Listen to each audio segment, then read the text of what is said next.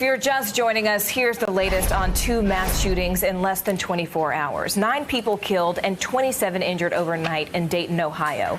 Police say that a lone gunman there was dressed in body armor and that he was armed with an assault rifle and extra high-capacity magazines. He was shot and killed by those first responders. All right, this just hours after 20 people were killed, 26 others wounded at the local Walmart in El Paso, Texas. The lone gunman there surrendered at the scene.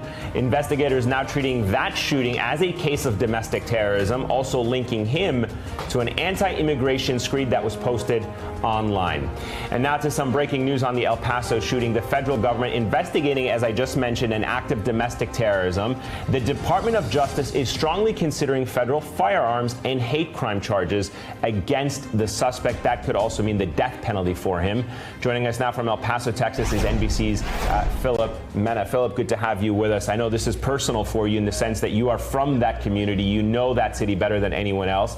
What's been going on through your head in the hours since you've gotten there on the ground and as this tragedy continues to unfold?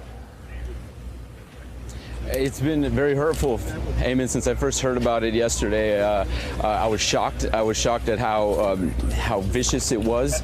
It impacted me, like you said, in a very personal way. I was born here. I was raised here. Almost everybody that I know and love live here to this day. My brother is a firefighter, one of the first responders yesterday. My cousin and my aunt were shopping at Cielo Vista Mall behind me when they were told that they needed to either go or it was going to be locked down very soon. They were able to get out of the mall before it was locked down. Thankfully, we know now that they're safe, which makes us feel a little bit better personally. But there's 20 neighbors and families now who are mourning the loss.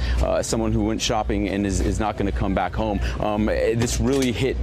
I mean, pretty much everybody on my social media is from El Paso, right? So all I was seeing yesterday, just inundated with the hurt, with the frustration, the anger that was associated with this. There were some good things that came out of it. Like we saw the community rallying. We saw the people lining up in droves around the block to donate blood, so much so they had to be turned away. People called in on their days off to help.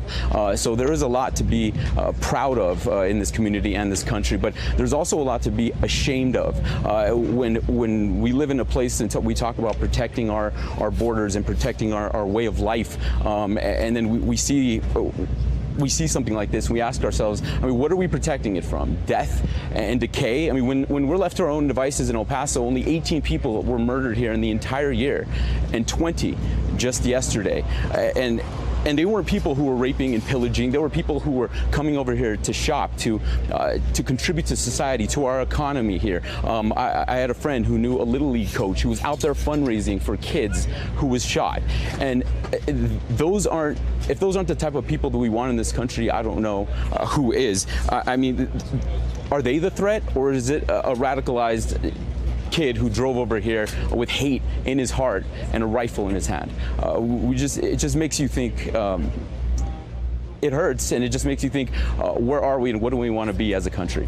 What are we and what do we want to be? Philip, first of all, we have to say we're sorry to you. We are sorry to your community. We're sorry that this happened in our country. We're sorry that you have to be with those people today. NBC Early Today host Philip Mena, thank you so much for joining us live from El Paso.